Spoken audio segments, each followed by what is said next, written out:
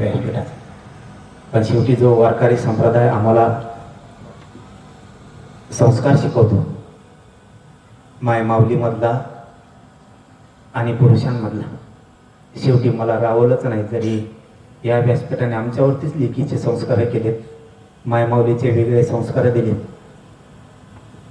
ती आई रडताना इतके बेकार रडत होती.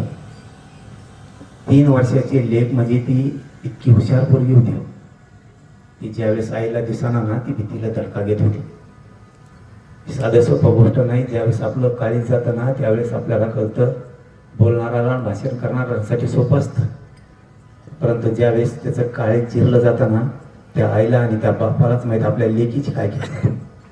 म्हणून ती तुमची लेख समजा, तिला त्या कुटुंबाला आपण सगळ्या महाराष्ट्राने पदरात घ्या, न्यायासाठी आपण सगळेजण लढा, एवढीच माझे हात जोडून तुम्हाला विनंती सांगतो. सगळ्यांना रामकृष्ण आहे. खूप धन्यवाद. खूप आम्ही सर्व तुमच्या पाठीशी उभं राहू. अशा लेखीची संस्था चालवणारी संस्था आहे पाठीशी.